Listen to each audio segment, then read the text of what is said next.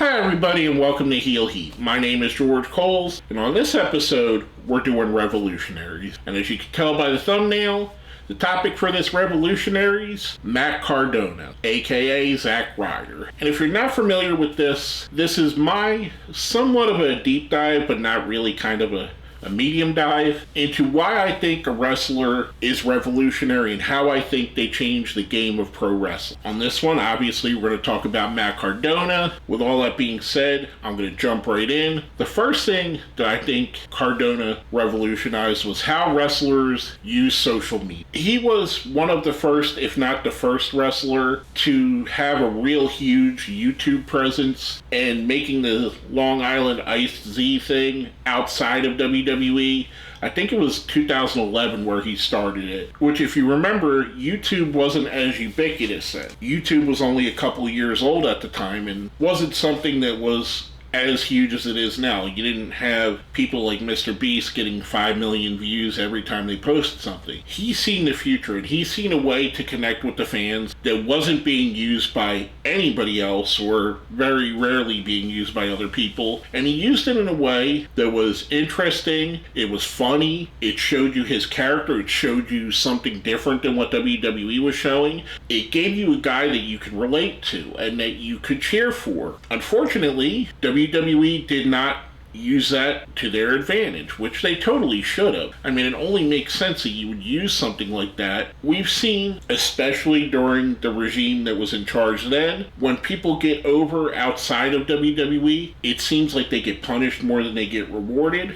And I feel like Cardona is one of those people that got punished instead of rewarded for thinking outside of the box and thinking of ways to make his character better. We wouldn't have, I think, any of the wrestling content we have now if it wasn't for Cardona. Whether that be stuff like Maven's YouTube channel, or Being the Elite, or even stuff that's produced by the companies like AEW. I don't think we have that without Cardona laying the template. I think his contributions to that and showing wrestlers a way that they can monetize themselves, that they can promote themselves, even when their company they're with isn't promoting them. I think that's one of the ways he's revolutionary. He kind of lit the way for that and showed everybody a way to go. Now, my next point on Matt Cardona, he proved that in the 2020s, you could be a journeyman wrestler and not sign with one of the big companies, AEW, WWE, and still make a killing in money. And that all came from his self-promotion, his willingness to work anywhere and work with anyone, his willingness to do absolutely anything and promote himself. It can't be understated how hard Matt Cardona hustles to get what he has. He is probably the top talent in indie wrestling, and I don't mean that in a he's going to get 5 stars every match. No, he's a guy that sells the most tickets in indie wrestling right now. And he showed other wrestlers, whether that be Steph DeLander or Shotzi Blackheart, who are kind of both following in that same footsteps, that you could do this. You could work at GCW, you could work in NWA, you could work in Impact Wrestling, and you could work in all these different places and make a decent living, as long as you know how to hustle and as long as you promote yourself and you get merchandise out there and you get fan interaction. He proved you didn't need either of the two big companies to be a star. Kind of feels like, and I know some of you are going to call this blasphemy, he kind of feels like a modern day Bruiser Brody, where he didn't need to be tied to a company to be a huge star. He could go anywhere he wanted and do anything he wants. You're just as likely to see Matt Cardona wrestle at your local indie federation that only draws 200 people,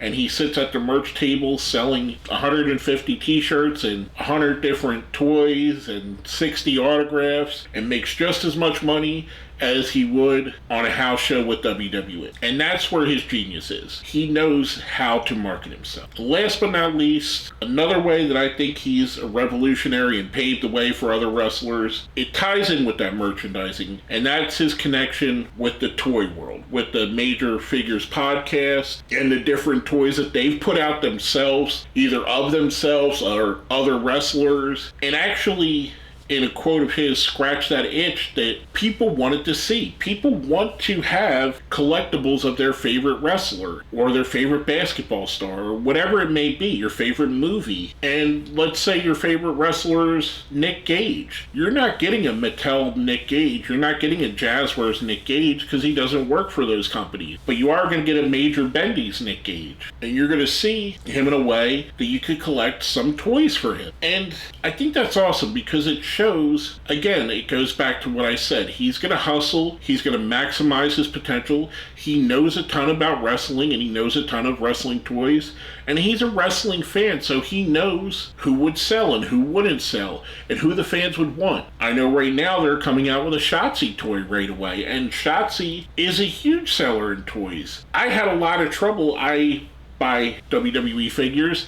I had a lot of trouble finding the Shotzi toy when it was out. And you know why? Because people buy it. Because she was popular. And he's smart. He connects himself with people like that. He connects himself with hot acts like Nick Gage or Steph DeLander or whoever it may be at the time. Even when he did a couple tag matches with Cody Rhodes or did the little shot for Ring of Honor where he wrestled Chris Jericho. He does just enough with the major companies, no pun intended, to keep his name out there so he can promote his own stuff, so he can promote his toy line, his podcast, his appearances in smaller companies. The guy's an absolute marketing genius. I mean, if I was a company and I wouldn't even care to think about him as just a wrestler, I would hire him just to put him in my marketing team. I mean, he's that smart when it comes to marketing and that far ahead of the curve. There are stuff that him and Brian Myers are doing now with their podcast and everything else that people are not going to catch on to for 5 years from now. Their meetups with the fans, everything about that, he makes it special. And he makes limited edition merchandise so you want to be there. It gives you that FOMO, fear of missing out if you're not. I think, again, this is another way where he's shown wrestlers that, hey, WWE doesn't have to be the be-all, end-all. You could go my route and you can make a great living and live a wonderful life and have a beautiful wife that's a WWE superstar and everything that you ever wanted and still do it your way. So for all those reasons, that's why I think Matt Cardona is so revolutionary in the world of pro wrestling. Let me know what you think. Do you think he is that revolutionary? Do you think he's just a guy that got lucky and was in the right place at the right time? I think it's a little bit more than that. I think he saw the future more than anything else.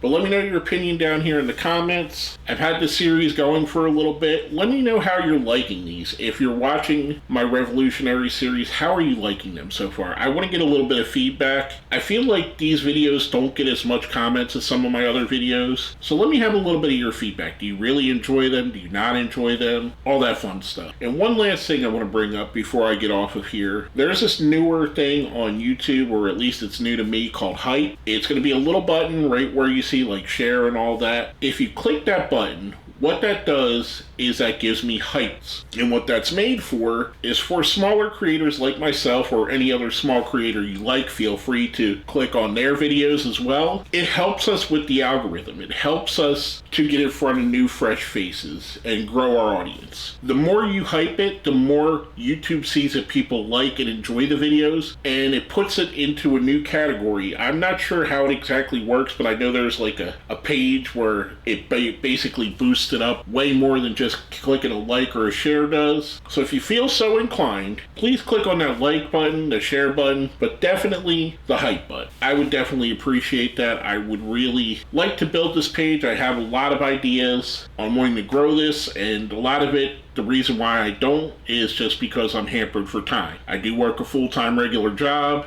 I do have other responsibilities. I'd love to be a channel that comes on every Tuesday and reviews Monday Night Raw, every Saturday and reviews SmackDown, every Thursday and reviews Dynamite, but I just don't have the time between watching it and doing the review and editing and doing everything myself. So hopefully the dream is to one day make this my full-time job, and you guys clicking that hype button may make that a reality. With all that being said, I want to say thank you, even if you don't. Again, let me have some feedback in the comments on these. If you like them, if you don't like them, what little tweaks you might want to see to them. With all that being said, my name is George Coles, and you've been watching Heel Heat.